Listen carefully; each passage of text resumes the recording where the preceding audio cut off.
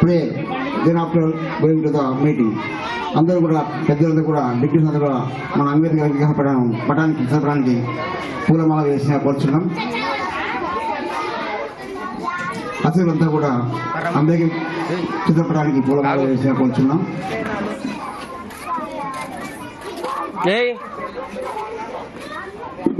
పాట పెట్టినా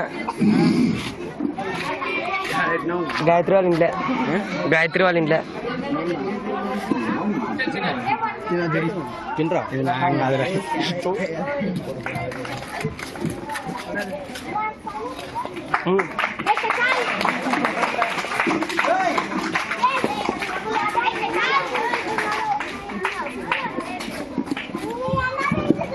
ఏం పని మీద వచ్చినా అక్కడ పెట్టినావా ఇక్కడ పెట్టినావా నవ్వురు అదే బా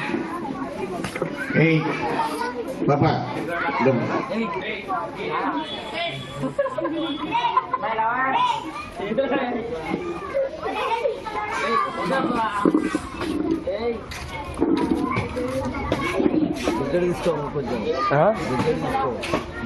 చాలుగా మళ్ళీ ఇంకా జూమ్ అవుతుంది.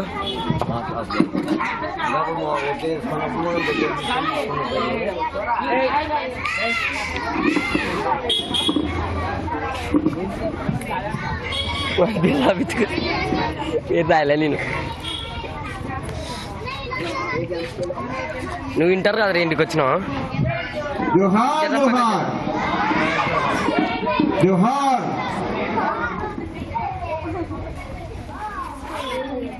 Yes thank you sir. అతిథులందరికీ మరొక మాట ధన్యవాదాలు.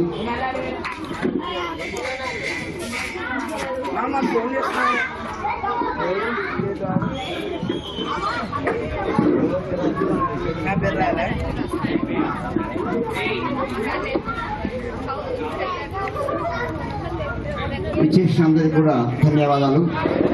ఇప్పుడు చింతా విద్యార్థులు అమ్మ బాబు కూర్చోండి, ప్లీజ్ డౌన్ దే బాబు విద్యార్థులు.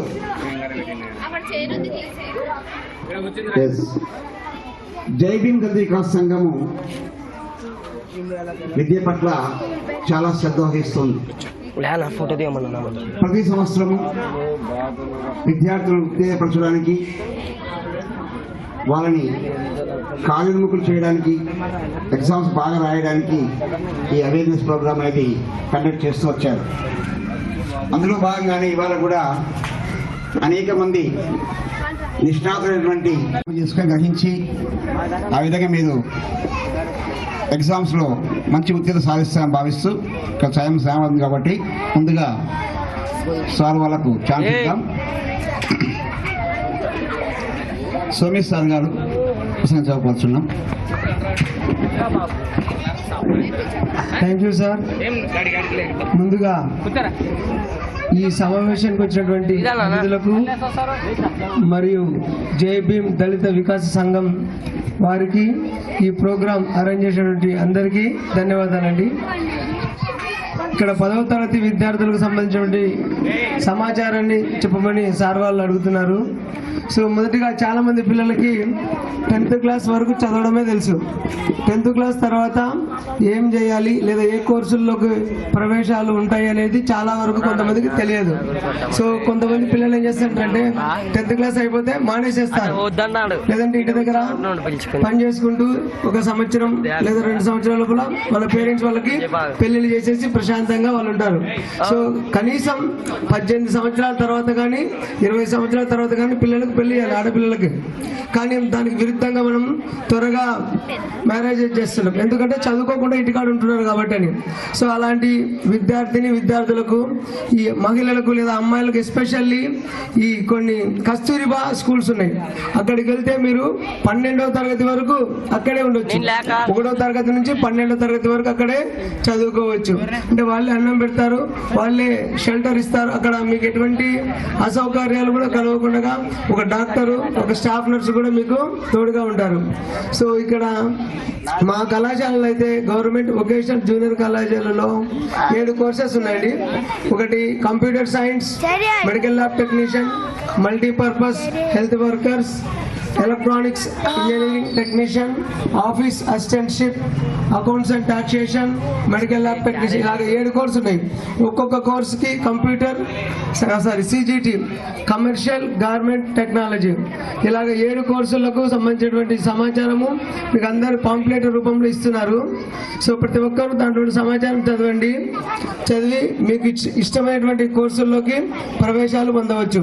10th క్లాస్ అయిపోయిన తర్వాత మీరు మా కళాశాలకు వస్తే అక్కడ వాతావరణాన్ని కానీ, అక్కడ ల్యాబ్లను కానీ, అక్కడ టీచర్లను కానీ మీరు చూసి ఒకసారి అక్కడ వచ్చేటువంటి ఫెసిలిటీస్ని మీరు ఫ్రీగానే పొందవచ్చు. ఎటువంటి ఫైనాన్షియల్ అంటే తక్కువ ఫీజు, అంటే గవర్నమెంట్ ఎంతైతే నిర్ణయిస్తుందో అంత ఫీజుతోనే మీకు మీ విద్యా సంవత్సరాన్ని పూర్తి చేసుకోవచ్చు.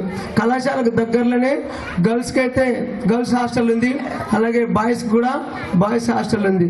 చాలా మంది ఏం చేస్తారంటే ఇంటర్మీడియట్ చదవడం అంటే ఎంపీసీ బైపీసీ అనే ఒక అపోహలో చాలా మంది తల్లిదండ్రులు భయపడుతూ ఉంటారు. ఆ ద్రవ్యం మనం పెట్టి చదివించలేమని. So MPC BiPC CEC HEC అలాంటి కోర్సులే కాకుండా వాటికి సమానంగా వృత్తి విద్యా కోర్సులు. వృత్తి అంటే ఒక పనితో పాటు కొంత చదువు కూడా చదివిస్తారు. అలాంటి కోర్సులే వొకేషనల్ కోర్సెస్. ముందుగా వాటిలో మెడికల్ ల్యాబ్ టెక్నీషియన్ గురించి ఒక 2 minutes లో మీకు చెప్తానండి. సో ఇది ఇంటర్మీడియట్ కోర్సు. ఎంపీసీ బైపీసీ ఎలాగైతే మీరు చదువుతారో ఈ మెడికల్ ల్యాబ్ టెక్నీషియన్ కూడా 2 years చదవాలి. సో 2 years చదివిన తర్వాత ఇది పూర్తయిన తర్వాత 1 సంవత్సరం మీకు హాస్పిటల్లో ట్రైనింగ్ ఉంటుంది, లేదా అప్రెంటిస్షిప్ ట్రైనింగ్ లేదా క్లినికల్ ట్రైనింగ్ అని ఇస్తుంది. అది పూర్తయిన తర్వాత మీకు 18 సంవత్సరాలు వచ్చినాయంటే గవర్నమెంట్ ఏదన్నా మెడికల్ ల్యాబ్ టెక్నీషియన్ సంబంధించినటువంటి వేకెన్సీస్ ఫిలప్ చేసిందంటే మిమ్మల్ని అందులో మంచి మార్కులు ఉంటే మీకు ఒక ఉద్యోగం వచ్చేటువంటి అవకాశం కూడా ఉంటుంది. లేదు మేము ఇంకా చదువుకుంటామంటే పై చదువులు కూడా చదువుకోవడానికి అవకాశం ఉంటుంది. ఇక్కడ చాలా మంది విద్యార్థులు మా కళాశాలలో చదివిన వాళ్ళే ఉన్నారు. దాంతోపాటు MPHW అమ్మాయిలకి, ఓన్లీ అమ్మాయిలకు మాత్రమే ఈ కోర్సు అందజేయబడుతుంది. ఇది పూర్తయిన తర్వాత వాళ్ళకు కూడా 1 సంవత్సరం ట్రైనింగ్ ఉంటుంది. అది పూర్తయిన తర్వాత ఈ PHC సెంటర్లో ANM ఆక్సిలరీ నర్స్ అనేటువంటి ఒక పోస్ట్ వాళ్ళకు ఇవ్వబడుతుంది. అలాగే ఈ కోర్సు పూర్తయిన తర్వాత GNM చేయొచ్చు, లేదంటే BSc నర్సింగ్ కూడా చేయొచ్చు. ఒకవేళ మాకు మెడికల్ ఫీల్డ్ అవసరం లేదు, మనకు మామూలు సర్వసాధారణ కోర్సులకు వెళ్ళాలని కూడా BA, BCom, BSc, BZC అలాంటి కోర్సుల్లో కూడా మీరు ప్రవేశాన్ని పొందవచ్చు. సో మంచి అవకాశాలు ఉన్నటువంటి కోర్సెస్లో మీరు చేరొచ్చు. ఎటువంటి అధిక ఫీజులు ఉండవు. మామూలుగా అంటే ఒక 2,000, 2,500 రూపాయల దాకానే మీకు ఖర్చు అవుతుంది 1 సంవత్సరంలో. అదే ప్రైవేట్ కాలేజీలో ఉన్నాయండి అలాంటి కోర్సులే ఉంటాయి సేమ్. ఒక్కొక్క కోర్సుకి రమారమి 25,000 నుంచి 30,000 దాకా ఖర్చు అవుతుంది 1 సంవత్సరానికి మాత్రమే. సో చాలా మంది తెలియక అక్కడ చేరుతుంటారు, తెలుసుకున్న తర్వాత మళ్ళీ బాధపడుతూ ఉంటారు. సో అలాంటివి ఏం జరగకూడదని మీ సార్ వాళ్ళు కావచ్చు, ఇక్కడ జై భీమ్ సంఘం వాళ్ళు కావచ్చు, అలాంటి తప్పులు జరగకుండా, డబ్బులు వేస్ట్ కాకుండా తక్కువ ఖర్చుతో నాణ్యమైన విద్యను అందించాలనే ఉద్దేశంతో వాళ్ళ యొక్క అవేర్నెస్ ప్రోగ్రామ్ ని కల్పించారు. దాన్ని మీరు సద్వినియోగం చేసుకోవాల్సిందిగా కోరుతున్నాం. Thank you sir, thank you very much. Thank you, sir, for your advice and message to the students. Now next, Vijay Shekhar garu, lecturer. Okay, sir. Sir Ramakrishna sir garu, lecturer, Vocational College. Suresh అంత అందంగా నువ్వు. వేదిక అలంకరించిన principal Shri Nagaswamy Naik గారు, ఇతర పెద్దలకు, జై భీమ్ దళిత సంఘం నాయకులకు ఈ ప్రోగ్రాం కండక్ట్ చేసినందుకు చాలా సంతోషం అండి. పిల్లలకు అవేర్నెస్ ప్రోగ్రాం చాలా ఇంపార్టెంట్ అనమాట. 10th క్లాస్ అయిన వెంటనే వారి మార్గము సుగమం చేసుకోవడానికి, ఓకే, ఏ కోర్సులో చేరాలి, వాళ్ళ తర్వాత డిగ్రీ ఎలా చేయాలి, డిగ్రీ తర్వాత ఆ డిగ్రీ ముందే వాళ్ళకు ఉపాధి అవకాశాలు ఎలా ఉంటాయి అని అవేర్నెస్ ప్రోగ్రామ్ కండక్ట్ చేస్తున్నందుకు చాలా సంతోషం సార్.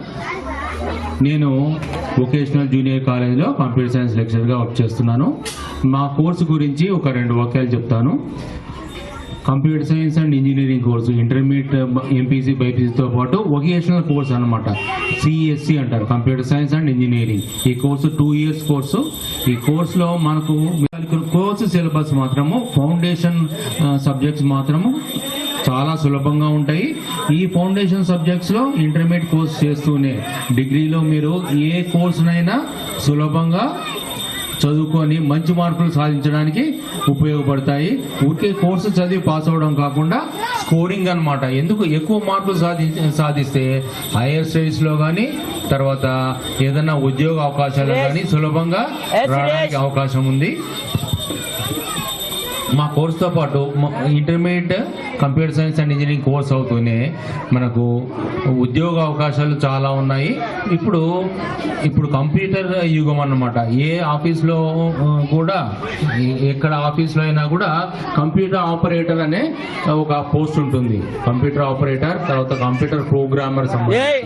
సో కంప్యూటర్ ఆపరేటర్ పోస్టుకు అన్నమాట ఇంటర్మీడియట్ వొకేషనల్ కోర్సు కంప్లీట్ చేస్తే వాళ్ళు ఆ స్కిల్ డెవలప్మెంట్లో మేము కూడా స్కిల్లో కూడా ట్రైనింగ్ ఇస్తాం అనమాట. 2 yearsలో first year 1 month, second year 1 month ఒక సర్టిఫికేషన్ ఇస్తాం. ఆ సర్టిఫికేషన్ ఆధారంగా తర్వాత వాళ్ళు ఇంటర్మీడియట్ కోర్సులో నైపుణ్యత సాధించిన తర్వాత వాళ్ళు కంప్యూటర్ ఆపరేటర్గా ఉద్యోగ అవకాశాలు ఉన్నాయి. చాలామంది విద్యార్థులు మా కాలేజీలో చెందిన విద్యార్థులు కంప్యూటర్ ఆపరేటర్లు కూడా వర్క్ చేస్తున్నారు. ఇకపోతే వేరే కాంపిటేటివ్ ఎగ్జామినేషన్స్ కూడా, పోలీస్ సెలక్షన్స్ కూడా ఈ వొకేషనల్ విద్యార్థులు ఎలిజిబుల్ అన్నమాట. కొంతమంది పోలీస్ సిబ్బంది కూడా మా వొకేషనల్ కోర్స్ చేసిన విద్యార్థులు కూడా ఉన్నారు. అలాగనే ఇంకా హైయర్ స్టడీస్ పోవాలంటే, డిగ్రీ కాలేజీలో కూడా చదవాలంటే డిగ్రీలో ఏ కోర్స్ అయినా చేరొచ్చు అనమాట. ముఖ్యంగా ఇంటర్మీడియట్ వొకేషనల్ కోర్స్ చేస్తే ఒక అనుమానం ఉందన్నమాట, అంతవరకే చదువు ఆపుకోవాలి అని. అలా కాకుండా మీరు డిగ్రీ చదివిన తర్వాత పీజీ కూడా చేయొచ్చు, అలానే రీసెర్చ్ కూడా చేయొచ్చు అనమాట. ఓకే, సో ఇలాగా మాకు computer science and engineering course intermediate అవుతూనే ఉద్యోగ అవకాశాలు చాలా ఉన్నాయన్నమాట. ఏ డిపార్ట్మెంట్లో అయినా కూడా వాళ్ళ వేకెన్సీని బట్టి మీరు కంప్లీట్ చేసి ఉద్యోగం సాధించడానికి అవకాశం ఉంది. అట్లనే మా కాలేజీలో కంప్యూటర్ సైన్స్తో పాటు ఇంకొక కోర్సు ఉందన్నమాట, ఈఈటీ అన్నమాట, ఎలక్ట్రానిక్ ఇంజనీరింగ్ టెక్నీషియన్ అనమాట. మీకు సాధారణంగా ఇప్పుడు మొబైల్స్ కానీ టీవీస్ కానీ రిపేర్స్ చాలా వస్తుంటాయి అన్నమాట. ఆ రిపేర్ టీవీకి సంబంధించి కానీ మొబైల్ సంబంధించి కానీ ట్రైనింగ్ ఇస్తారన్నమాట. 2 years దానికి ఆ కోర్సుకి సంబంధించిన సబ్జెక్ట్స్ ఉంటాయి, దాంట్లో ట్రైనింగ్ తీసుకోవచ్చు. దాని తర్వాత ఎలక్ట్రానిక్స్లో టెక్నీషియన్గా ఉద్యోగము సంపాదించడానికి అవకాశం ఉందన్నమాట. ఇంటర్మీడియట్ వొకేషనల్ ఈఈటీ కోర్స్ చేస్తే మా కాలేజీలో మంచి సిబ్బంది ఉన్నారు, మంచి లెక్చరర్స్ ఉన్నారు. విద్యార్థులు 10th class అయిన తర్వాత ఆ కోర్సులో వాళ్ళ యొక్క పెద్దల నిర్ణయం బట్టి ఈఈటీ కోర్సులోనే చేయొచ్చు, కంప్యూటర్ సైన్స్ కోర్సులోనే చేయొచ్చు. 2 మంచి కోర్సు. ఈ 2 ఇంజనీరింగ్ కోర్సెస్ అన్నమాట. చాలా ఉపయోగపడతాయి. ఎందువల్లంటే భవిష్యత్ అంతా ఇంజనీరింగ్ మీద ఆధారపడి ఉంది కాబట్టి ఈ కోర్సు ఏదో ఒకటి చూస్ చేసుకుంటే ముఖ్యంగా సులభంగా ఉంటుందన్నమాట. కోర్సులో ఉండే సిలబస్ కోర్సులో ఉండే సిలబస్ ఉన్నందువల్ల సులభంగా చదువుకొని రెగ్యులర్గా కాలేజీకి అటెండ్ అయ్యి పాస్ అయితే మంచి మార్కులు సాధించి ఉద్యోగ అవకాశాలు చాలా ఉన్నాయన్నమాట. మీరు కోర్సులో చేరే ముందు ఆ కన్సర్న్డ్ లెక్చర్స్ యొక్క సలహా మేరకు మీరు కోర్సులో చేరొచ్చు. దాని తర్వాత ఉపాధి ఎలాగ ఉంది, తర్వాత హైయర్ స్టడీస్ కావాలంటే కూడా అవకాశాలు ఉన్నాయి. 10th class అయిన తర్వాత ఎగ్జామ్స్ రాసిన తర్వాత మీరు ఈ నిర్ణయం తీసుకోవచ్చు. ఈ ఇంజనీరింగ్ కోర్సెసే కాకుండా మనకు పారామెడికల్ కోర్సెస్ ఉన్నాయి, తర్వాత కామర్స్ ఓరియంటెడ్ కోర్సెస్ కూడా ఉన్నాయన్నమాట. మీ అభిరుచిని బట్టి, ఉద్యోగ అవకాశాలను బట్టి మీరు నిర్ణయం తీసుకోవడానికి చాలా అవకాశాలు ఉన్నాయి. ఈ అవకాశం ఇచ్చిన పెద్దలకు థ్యాంక్ యూ. స్ఫూర్తిదాయకమైనది. ఈ మధ్య సార్ వాళ్ళు December 26 భారత రాజ్యాంగ దినోత్సవం సందర్భంగా కూడా అంబేద్కర్ ర్యాలీ కూడా అక్కడి నుంచి చేసాం. ఆ రోజు కూడా పాల్గొనడం చాలా సంతోషించాం. మరి ఈనాటి కార్యక్రమం మమ్మల్ని ఆహ్వానించినందుకు మీ అందరికీ కృతజ్ఞతలు సార్. మరి ఇందాక సార్ మాట్లాడుతూ మనం పేదరికం అయినప్పటికీ కూడా పేదలం, మనం డబ్బు విషయంలో పేదలం కానీ జ్ఞానంలో సంపన్నులం. ఆ విషయాన్ని మనం నిరూపిస్తున్నాం. ఎందుకంటే ఈ మధ్య వచ్చిన 10th రిజల్ట్స్ మరి మున్సిపల్ హై స్కూల్ ఉంది కదా, కంట్రోల్ రూమ్ దగ్గర చాలా రాష్ట్ర స్థాయి ర్యాంకులు వచ్చాయి. అక్కడ విద్యార్థులందరూ కూడా మంచిగా జీవిత భవిష్యత్తులో సెటిల్ అయ్యారు.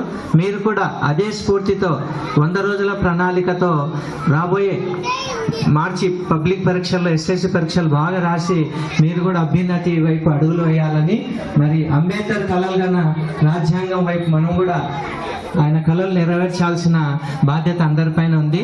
ముఖ్యంగా మా బి క్యాంపులో ఉన్నటువంటి గవర్నమెంట్ వొకేషనల్ జూనియర్ కళాశాల మా ప్రియతమ ప్రిన్సిపల్ నాగస్వామి నాయక్ సార్ ఆధ్వర్యంలో చాలా అభివృద్ధి పథంలో ముందుకెళ్తున్నాం.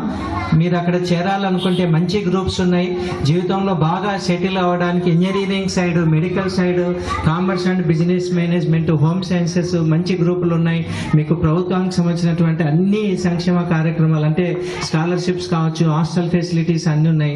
మరి మీరు ముఖ్యంగా ఈ 100 రోజుల ప్రణాళిక ప్రకారం ముందుకెళ్ళి అందరూ విజయాన్ని అందుకోవాలని కాంక్షిస్తూ మరొకసారి జై భీమ్ దళిత వికాస సంఘం సభ్యులకు ధన్యవాదాలు sir. Thank you sir. Thank you very much sir. Thank you. జై భీమ్ సంఘం సభ్యులు, ఇటు ఇంగ్లీష్ లెక్చర్, మ్యాథ్స్ లెక్చర్ ఇటు శ్రీను సార్ గారు అండ్ జీవీజీసీ స్టాఫ్ అండ్ రఫీ గారు సార్, మా సో బాలకృష్ణ సార్ గారు, ప్రతి ఒక్కరికి నిజంగా చైతన్యం అనేది ఒక 50 ఏళ్ల క్రితం ఆ మహానుభావుడు ఎక్కడైతే ఊహించాడో అది ఇప్పుడు కార్యరూపం దాల్చి శివపార్వతుల మధ్యలో గుడి దగ్గర మనము ఈ సంబరాన్ని చేసుకుంటున్నాం. ఈ ఆలోచన రావడం అనేది శుభప్రదం. ఇప్పుడు పిల్లలు తమ యొక్క గోల్ను చాలా చక్కగా చెప్పారు. దీనికి ముందు తల్లిదండ్రులుగా మన బాధ్యత చాలా ఉంది. ఎప్పుడైతే తల్లిదండ్రులు పిల్లల యొక్క ఆశయాలు ఎప్పుడైతే నెరవేరుస్తారో వాళ్లకు ఒక ఉన్నతమైన స్థితిని కల్పించే బాధ్యత తల్లిదండ్రులుగా మన పైన ఉంది. మొదట మనకు మనం సంస్కరించబడాలి.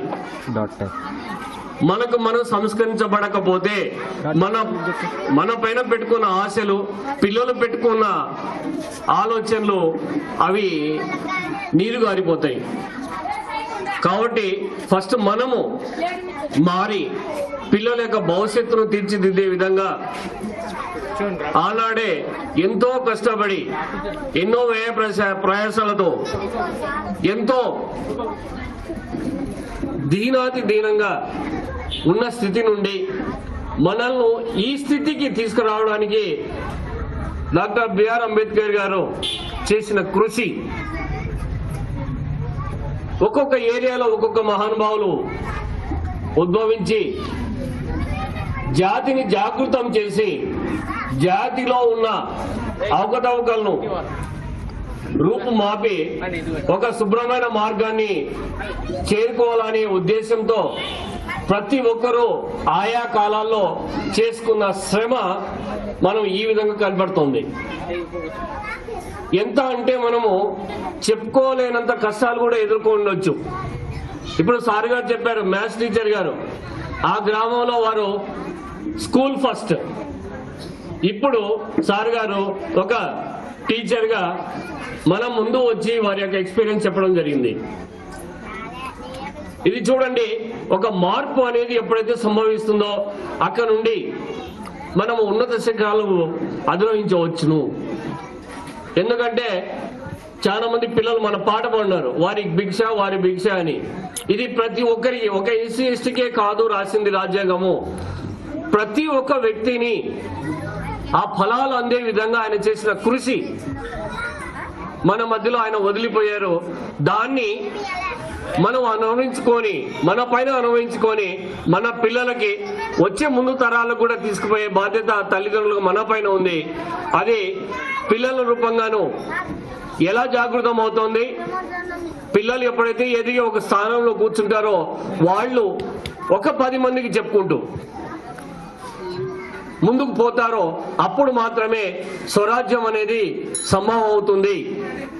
తర్వాత ఇక్కడ చూడండి, ఇక్కడ విద్య లేని వికాసం, పురోగతి లేని ఆర్థిక ప్రగతి. నిజంగానూ మనకు విద్య లేకుంటే వాడు ఇంత పశువు అని ఎప్పుడైతే చెప్పారో అది ఒక 50 ఏళ్ళ మాట. ఇప్పుడు సిస్టము లేకుంటే నీ సెల్లు సరిగ్గా ఆపరేట్ చేయకపోతే నువ్వు మూర్ఖుడివి. ఇక్కడ సెల్లు ఆపరేటర్ అనేది నీకు అవసరం కొద్దీ నువ్వు వాడుకోవాలి, కానీ 24 గంటలు అందులోనే ఉంటూ నీ కాలాన్ని నువ్వే హరింపజేసుకుంటున్నావు.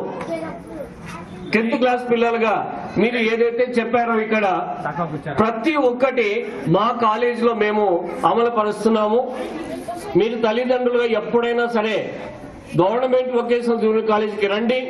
ప్రతి పిల్లోనికి సీట్ ఇప్పిస్తాము, సీటు నేను ఇస్తాను. అదేవిధంగా మంచి పిల్లలకి మంచి మార్క్స్ వస్తే ప్రోత్సాహాలు కూడా నేను బయట నుంచి తీసుకొచ్చి మీకు ఒక 10 మంది వరకు కూడా ఫీజు కట్టే బాధ్యత నేను తీసుకుంటున్నాను. ఇంకా ప్రతి పిల్లోడు జాయిన్ అయిన పిల్లోడికి ప్రతి ఒక్క పిల్లోడికి నేను హాస్టల్ సీటు దగ్గర ఉంది కాబట్టి హాస్టల్ సీట్ కూడా ఇప్పిస్తానమ్మా. తర్వాత ఈ 2 ఏళ్ళు అయిపోయిన తర్వాత చదువు తర్వాత మాకు ఉద్యోగమే అవసరం అవుతుంది అని అనుకుంటే ఖచ్చితంగా ఉద్యోగం కూడా ఇప్పిస్తాను నేను. ఎందుకంటే ముఖ్యంగా నేను కూడా చాలా చిన్న పేద కుటుంబం నుంచి వచ్చిన వాడిని, ఎన్నో కష్టాలు ఎదుర్కొన్న వాడిని. కంపెనీలో ఒక మేనేజర్గా లెవెల్గా పనిచేశాను, ఇంజనీర్గా పనిచేశాను.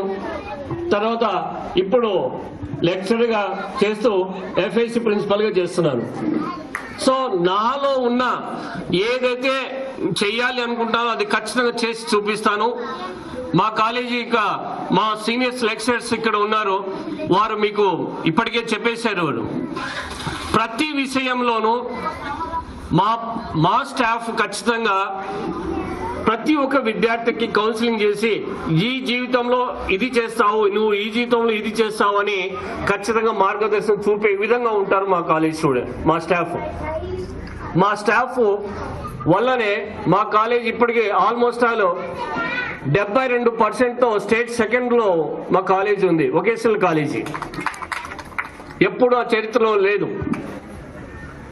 తర్వాత అది అలా తీసుకుంటే విద్యార్థులుగా మీరు తీసుకునే బాధ్యత, మీరు ఏదైతే గోల్ అని ఈజీగా చెప్పేశారో అది సాధించడానికి చాలా కృషి చేయాలి.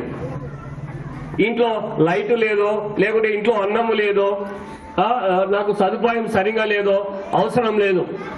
ఇలాంటి గుళ్ళు, మనకి చర్చిలు, మసీదులు అన్నీ ఉన్నాయి. ఆ కాలంలో ఆయన వీధి దీపాల కింద కూర్చొని చదువుకున్న కాలాలు ఉన్నాయి. తర్వాత ఆకలేస్తే నువ్వు నీళ్లు తాగి